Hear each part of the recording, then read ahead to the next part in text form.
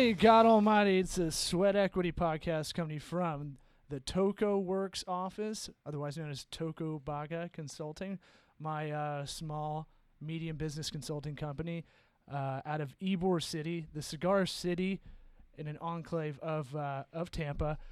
I'm your host, Law Smith. Before we bring in our guest, who's on video, we're streaming it, I think. We're definitely recording it on mine, possibly streaming it on her phone. Before we bring it in, a little house dressing. Download the Laughable app. We're on this app called Laughable. I'll bring you in, then you can tell me how you feel about this app. How about that? Our guest today, as you read on the title on your phone, is Samantha Gant. Say hello. Hello. You got to get right up in there. Oh, hello. Yeah, Is that see, better now you can hear yourself, right? Yes. I don't have great equipment, so you got to just, I was told, if you don't have good equipment, you got to talk like it's a robot wiener. Like right up in the hole. Okay. Yeah. Okay. If it was a robot wiener. So Samantha Gant owns a social media management and marketing company called Social Alchemy. That is correct. What's the website? s-alchemy.com. Mm-hmm. And so here's the house dressing I do at the beginning. Uh-huh. We want to tell people to, if you like this podcast, tell some people about it. That's all we have. I'm trying to work with Squarespace to get me a code, even if they don't have to sponsor us. I just want the referral code, just so we're in that upper echelon of podcasts that have that. So we're working on that. I'm trying to make a partnership with them since we're a Circle Squared member. That means you make You're a lot Circle of Square. you Circle make a Square. lot of websites, I guess. And so what I was going to say is we're on an app called Laughable. So the iTunes app kind of sucks, but if you do listen to it on that, give us that 5-star, give a little review, and subscribe. That's the cheat code to get up the rankings. Got it. The Laughable app basically is from a comedian standpoint, but you can tag your favorite comics.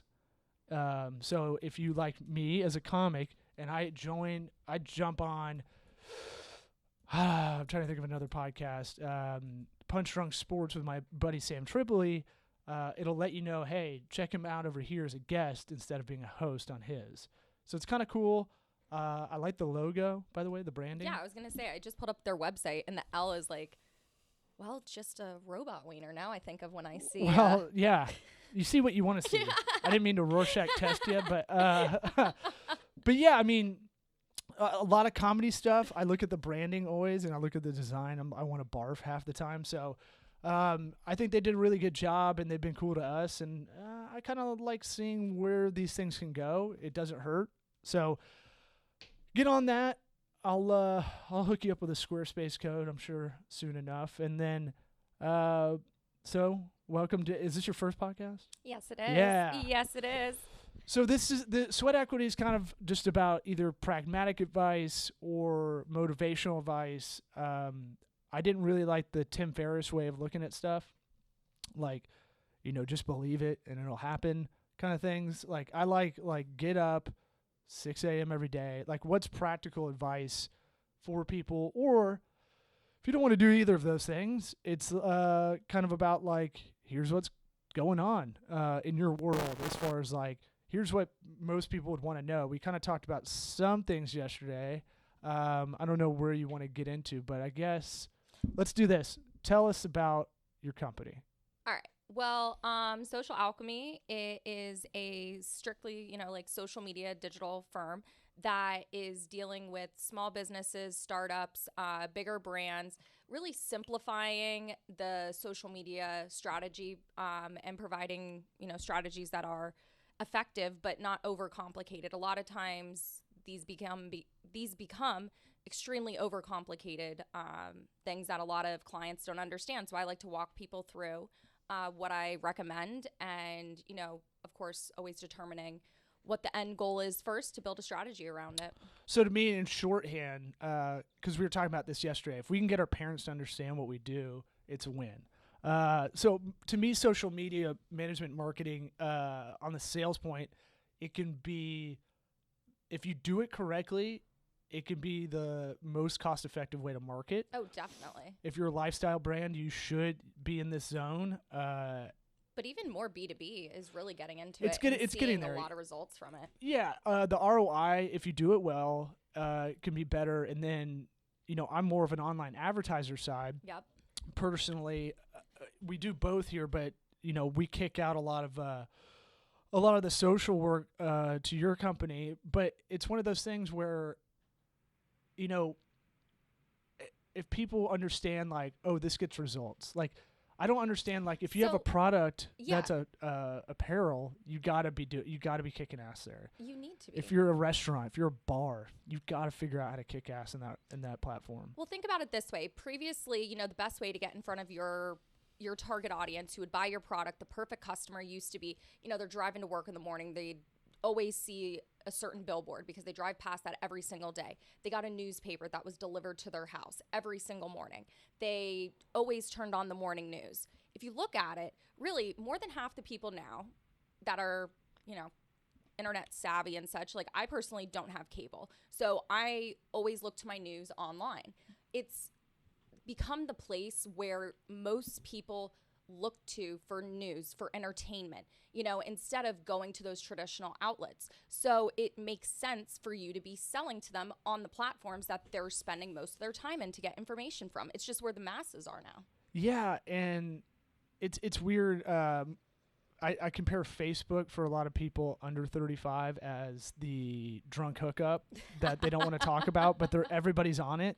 I read a Pew Institute study that said, like, kids are still on there because they did a good job with the messaging part. Oh, yeah. And so, because a lot of people are probably thinking, well, Facebook's dead or something like that. And it's like, Facebook definitely has skewed to an older audience. Like, if you notice, more than half the time, people are a little bit more careful now on what they post on Facebook because they're more connected with their family, old family friends that are older than them that maybe they don't necessarily want them to see going out and doing some crazy things, so they leave that to Snapchat. Yeah, I feel like to me, Facebook's the hub. Everything else is a spoke in a sense. Yep.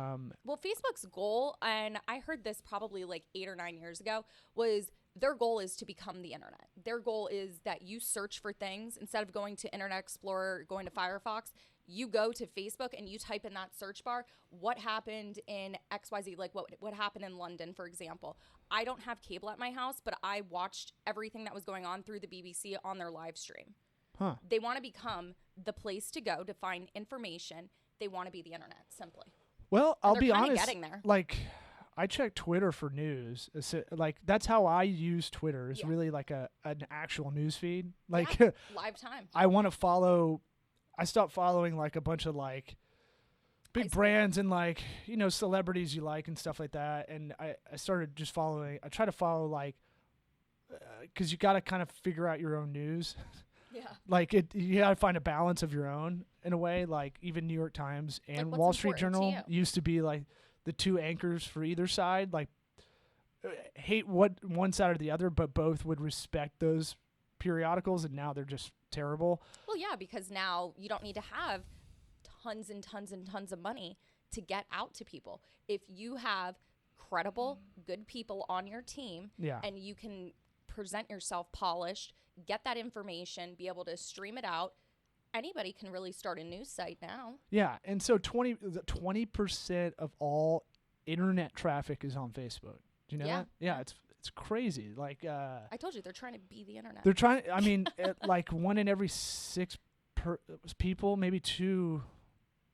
Maybe it's like 1.5. I can't remember. Out of 6, every 6 people is on Facebook or something crazy like that. Look, I'm sleep deprived, so some of these stats are going to come out a little punchy. But what are you seeing? What do you think are the 3 kind of key parts? Like, give some practical advice, right? So let's say I want to start a taco bar kind of place.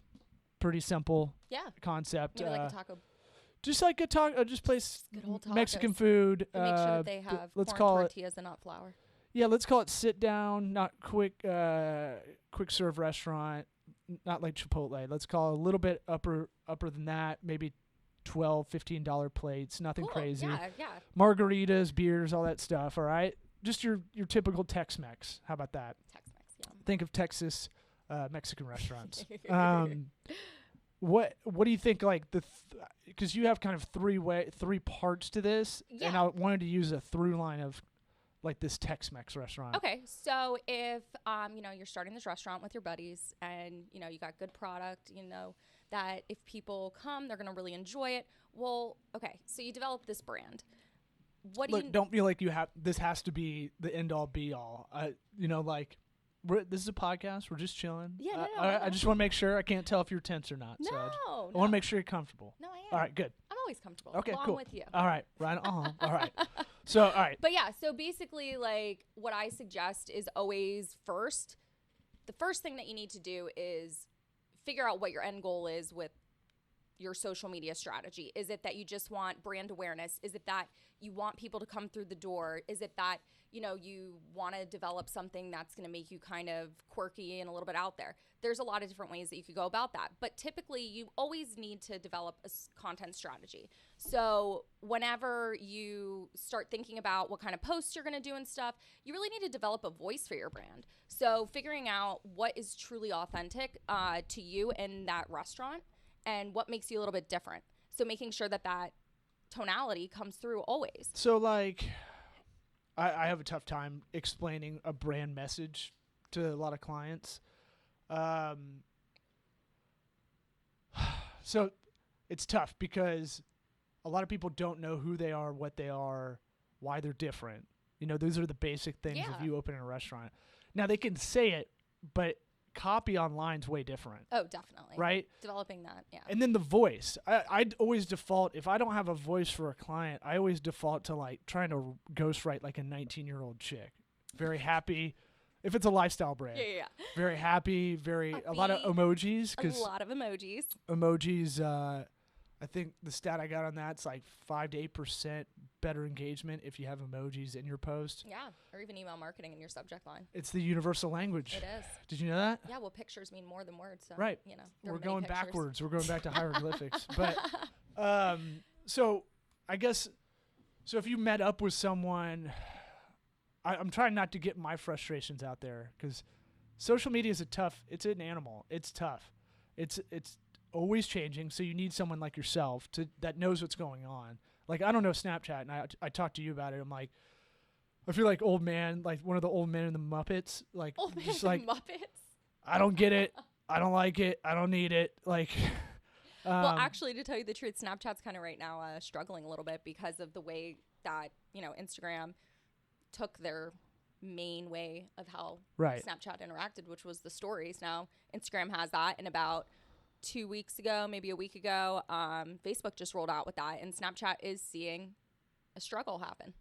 Yeah, I mean, it's an interesting story to follow. Like, I like what they're doing as far as, like, making spectacles and stuff. Oh yeah, no, those spectacle things were so cool. They'd have, like, the little pop-up shops around. For those that don't go and buy them. For those that don't know, it's sunglasses that would Snapchat your day, right? Yeah, so basically they're like sunglasses that you put on, and then there's like little cameras in the sides, and they're like really like retro too. If you looked at like 70s or 80s kind of sunglasses, they kind of look like that. Yeah, which was so cool.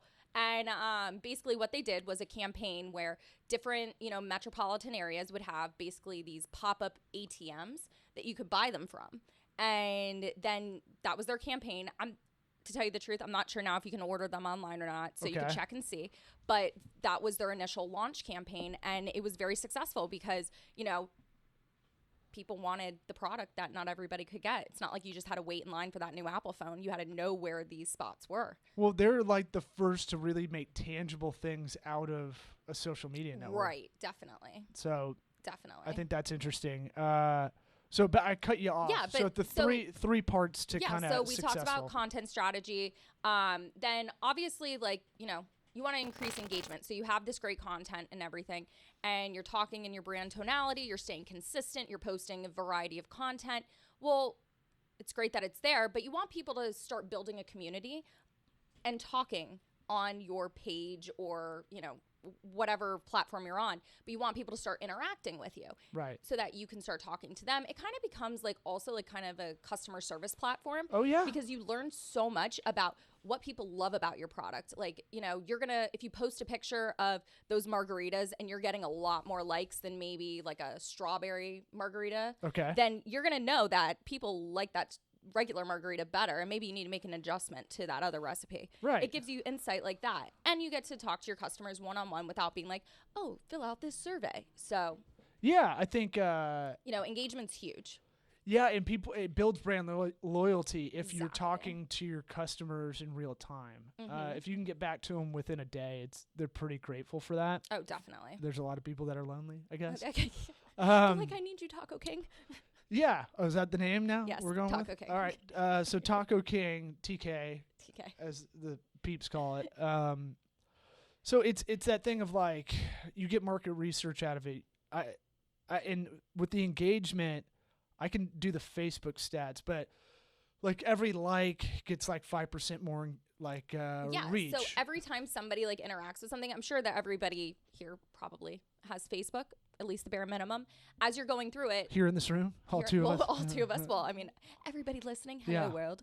But basically, every time that you like something, somebody that you're connected to is gonna see, oh, Susie liked Taco King's margarita post. Like, then they're gonna be like, oh, what is that place? I like Susie. She has good taste in things. Then they dive in and start looking around, and then they start interacting. So it becomes kind of a domino effect. Yeah, and I actually like social media.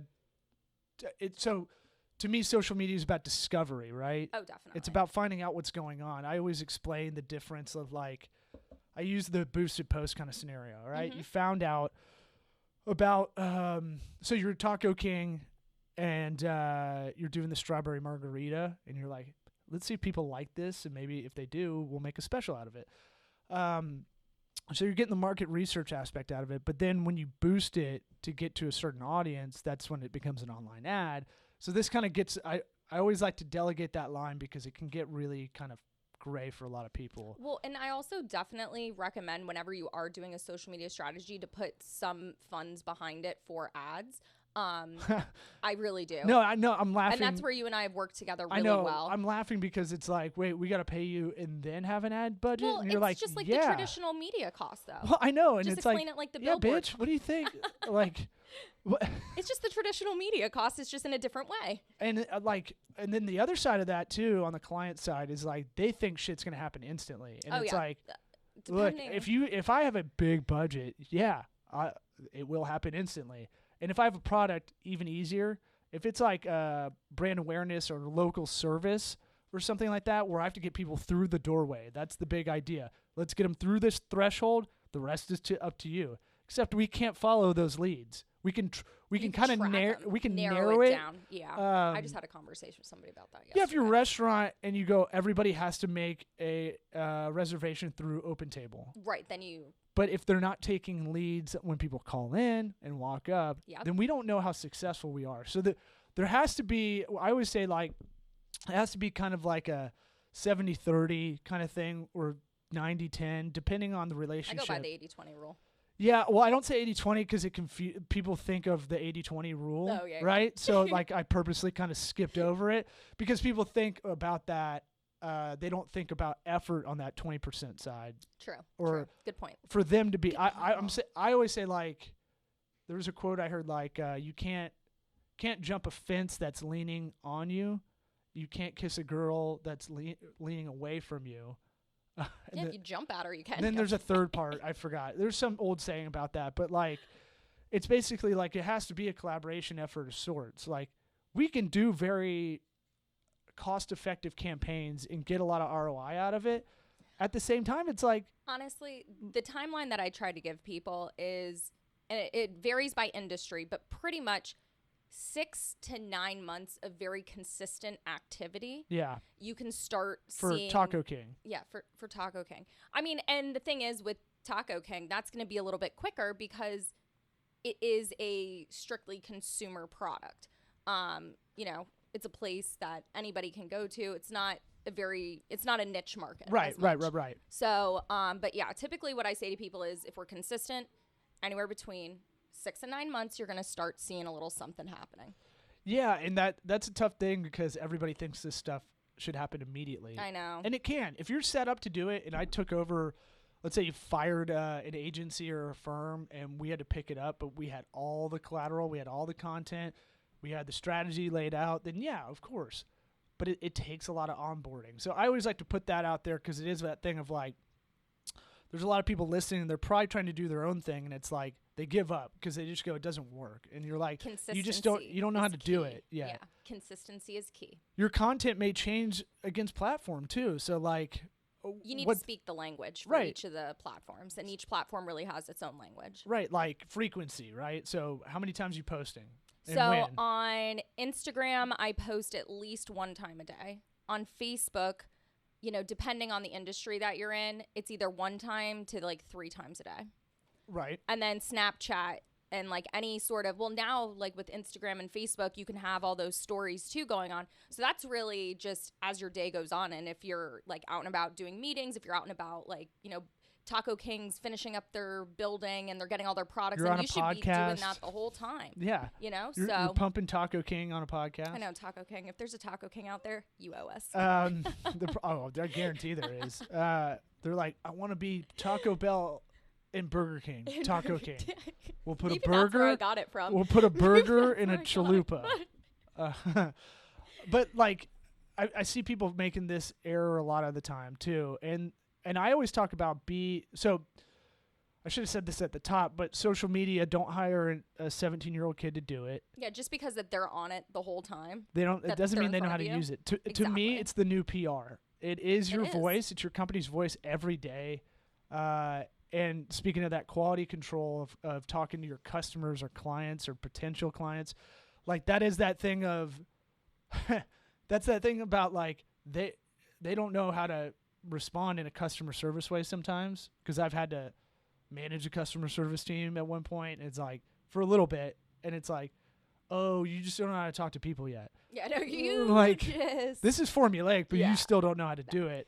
And so like that other part, the biggest part of what I say, like judge the person that's doing it if they have their system set up that they don't accidentally publish the wrong thing. Oh my gosh, drunk. The horror stories. Oh yeah, I've seen it so much. I've picked up clients from people fucking up multiple times. I remember like it was like right when like Twitter came out. It was like the first time I ever heard of like a social media horror story. Anthony Weiner. You worked for him? No.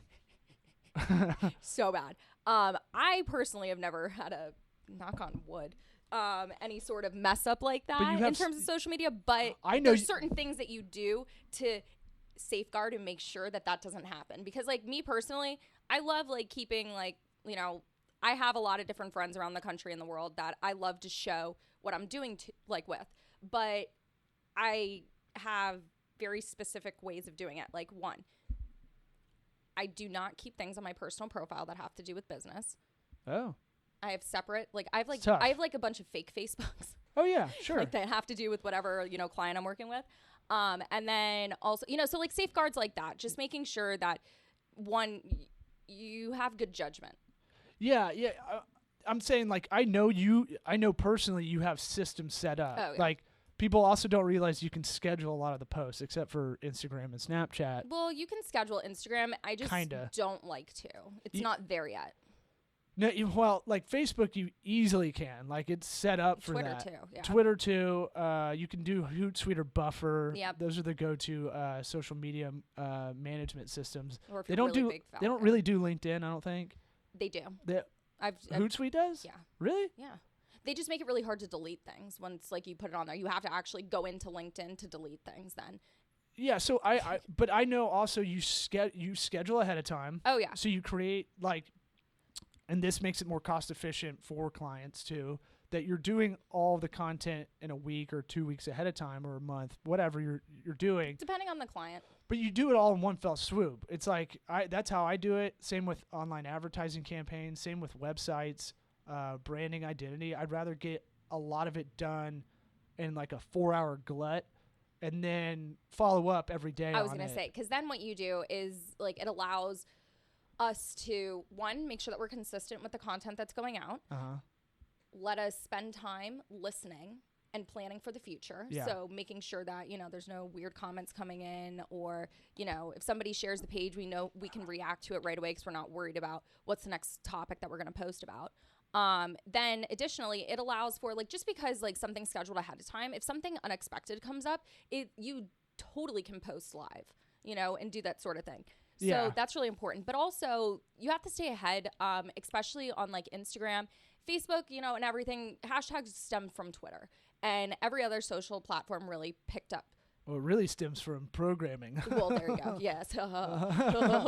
Which is But weird. That's a thing. There's like certain things that you can do. Like there's certain parameters by the with way, hashtags. Side note, I had a kid on an old phone tell me that was the hashtag sign on the phone. Oh my God, are you kidding Not me? the pound. And Not I was the like, pound. oh, wow. You're Yeah. like, thanks, dude. You've only been alive since Twitter. I know. You've only, isn't that scary? Weird, oh my huh? God. All right. So I The cut you Twitter off. babies. But like also you always have to stay kind of ahead of the curve in terms of hashtags. So like every week I spend a lot of time doing hashtag research because there's very specific parameters that you want to stay within for certain industries in terms of how to know if something's trending. Like, and then using certain hashtags to make sure that, one, you're not like annoying your current audience, Right. but you're still growing your audience. Yeah, I was. So scheduling ahead of time helps me. Like hair salons, because I've done that and I've consulted like over 30 salons. Like hair salons should be on Instagram and figure out a hashtag strategy. Like whatever your city is, it'll be go hashtag your city, whatever the name of your city, and then put hair, put stylist, put coloring, hair coloring, whatever. Definitely. Those, because you have to think now. You got to think like a user that doesn't know you. What would they look up? And they might look up Tampa hair. They might look up. Think about it like a keyword strategy. Yeah. Well, see, I try to make it. I don't want to say keywords because that people hear certain like trigger words for computer related stuff, and they just kind of. So, I say like just try to think of what phrases or words. Fuck it. Be curious. That's really what it is. Because you can guess all you want, but you have to be curious. Like, hey, I know this works for other businesses. That's what I tell everybody. This can work, right? So why don't you be curious and figure out what hashtag strategy you should have? Which sounds silly as an adult male to say out loud, but I know it works. So to me, it's not as crazy, Also, like in addition to like researching those hashtags, it's really important to figure out, like, for example, like Tampa, there are a few really great just Tampa themed Instagram accounts. Yeah. Making sure that like if you have certain events going on. Yeah, Igers, Igers. Or like there's Tampa. like one, I think it's like secrets in every of Tampa city. Bay and like stuff like that. So like a lot of those accounts really do have a great following. So strategically tagging them in certain things and using their hashtags to give them an exposure to you so that they can expose you to their network is hugely important too. So researching that, making sure that you're staying up with, whoever in your industry and locally is somebody that you can work with. So to kind of go to the first part of the kind of 3 areas for how you kind of break down social, I call it social media management marketing because they're kind of the same thing, but I like pointing out it's two different. There's 2 different parts to it, right? And so the content strategy part, I say, look, this is social media management marketing. That's your brand's voice. That's your PR now for the most part. And that's what a lot of PR companies do is handle that for you a lot of the time now. The other side of that is I say, create content like you're your own magazine editor. Oh, definitely. So you're always going to have staples. If we're Taco King, we're always going to push drinks. We're always going to push food. Maybe a live band once a week. Live band, if we do that. Are we doing that? Yeah. Taco King? Okay. Heck yeah, we got a big stage in the back. What are you talking about? Yeah, the nacho fries. That's what they're called. Okay. And so nacho fries are playing this Friday. Come up, doors at 8, whatever. And so you have events. Let's just say events because that's easy. Yeah. So all right, we've got 3 things right there. That'll always be there. And then a 4th thing can be behind the scenes because Instagram, Pinterest, not so much actually. let's say Instagram, Facebook, they like seeing what's going on in the kitchen. Yeah, like what's going on with the staff. What makes your tacos so good? Your staff is everything you do well is a marketing opportunity. Is another kind of trope I throw out a lot. And if people really like your staff, they might come up there more than the food, right? Definitely. Because the staff is part of the experience, the CX. The customer experience. So you have to work on the whole experience if people like the food, but the thing that's going to take them, that's going to get them over the hump is the staff being fun and relatable. That could win people through the door over time. Oh, right? Definitely.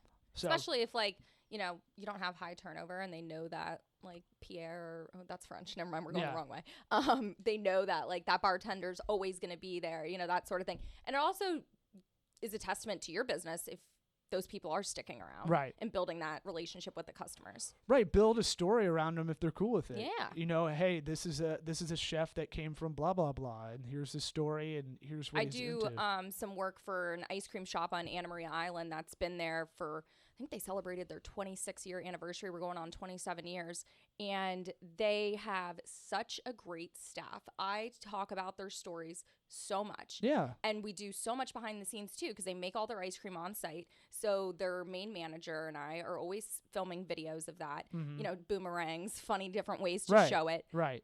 Just really showing that culture. And we get a lot of great responses from that.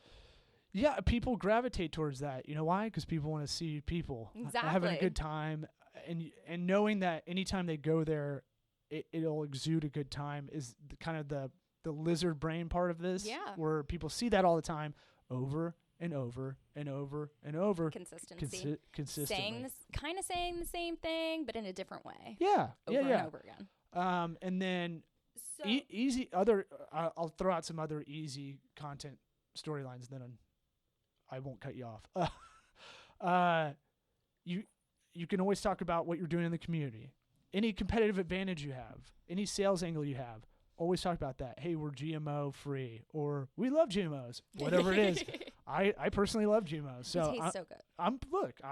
I'm with science mostly. They're not all bad. So I'm saying write down all those competitive advantages. What makes you better than your competition? It could be location.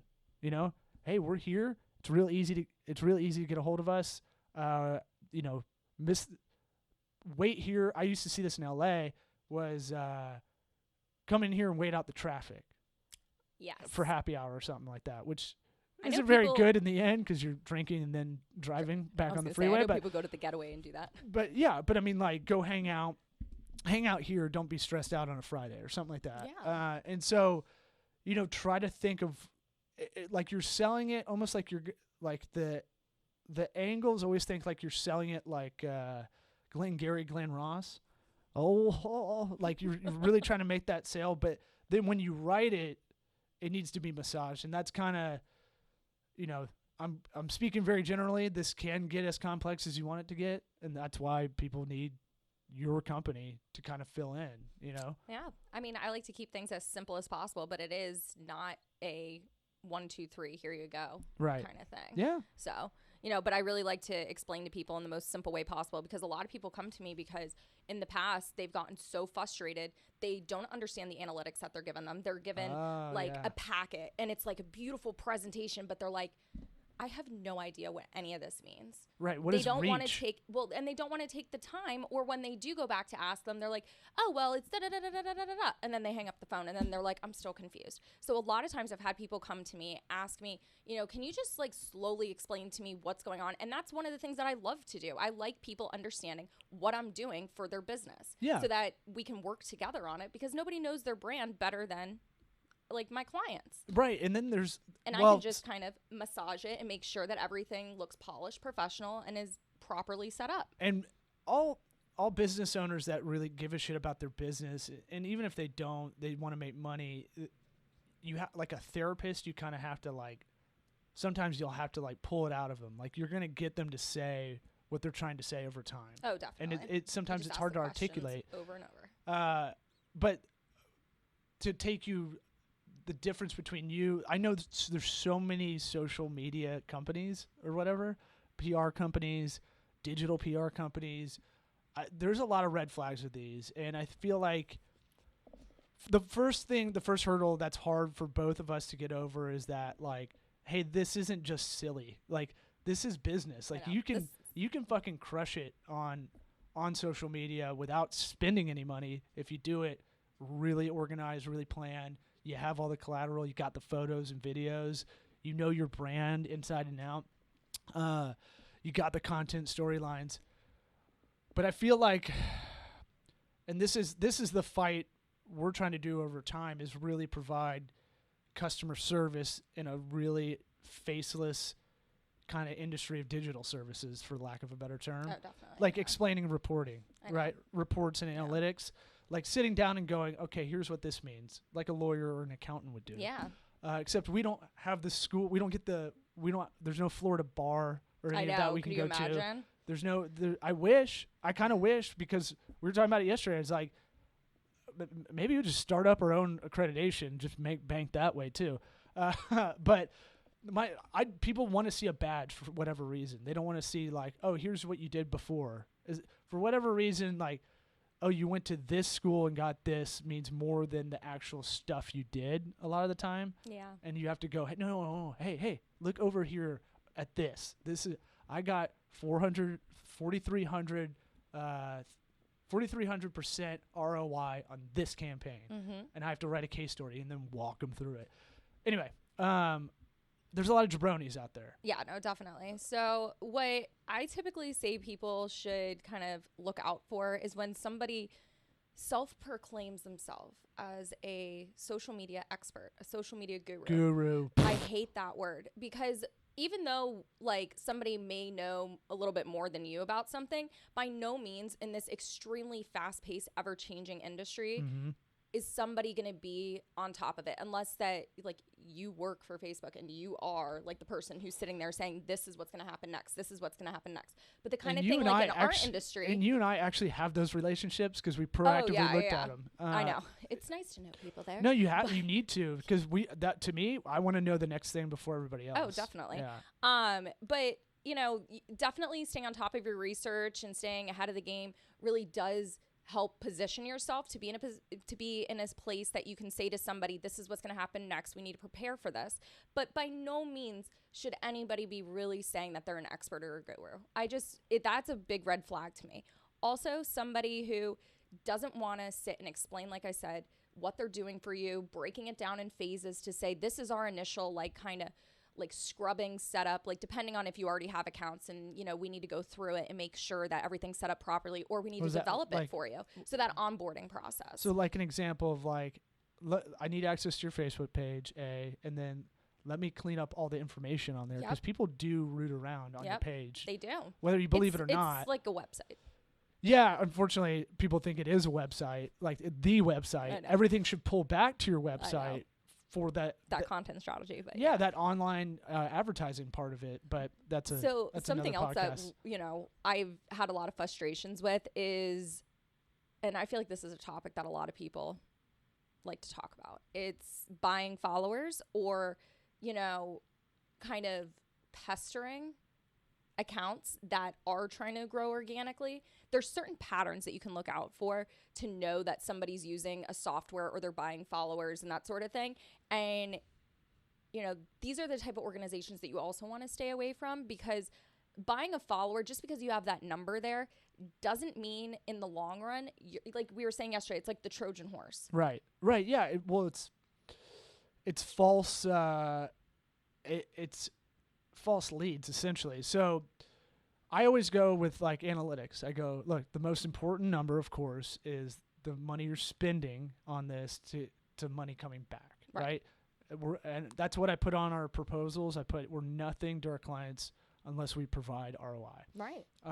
And I put that as almost like, hey, reminder to myself to, you know, nothing matters what we're doing here as a service company unless we're improving the business. Right.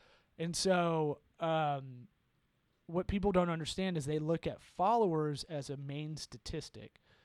I can buy followers on Fiverr if you want to go on Fiverr, Fiverr.com. Don't go there. You don't need to. Your account may be shut down. Though. Yeah.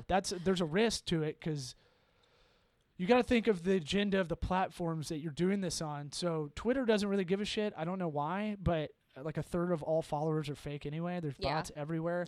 Yeah. Instagram and Facebook are not like so strict, but they will crack down on it. And if they see it multiple times, they'll shut your account down, which you can just lose all the work you did in a lot of ways. Or if you really rely on this channel as a main source of business, you're screwed for however many days they suspend it. And honestly, once you pull that trigger, it's really hard to reverse it.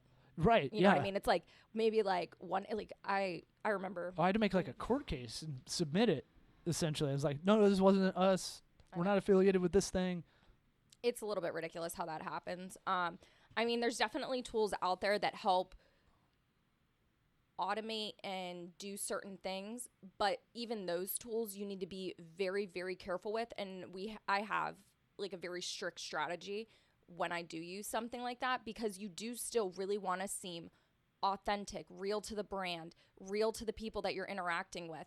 A lot of times, like if you see on your Instagram, you're going to get a ton of comments after you use certain hashtags, and it's just going to be like random emojis or, hey, you got a great gallery. And then on your feed, you're going to see a pattern of that. They liked that photo, they commented on that photo, and then they followed you. And then if you don't follow them back, or even sometimes if you do follow them back, within like 3 or 4 days, they're going to drop off. It's a lot of drama. It is. But these are like certain patterns that are happening out there that, you know, everybody looks and they're like, oh, they have 10,000 followers. Oh, they have 15.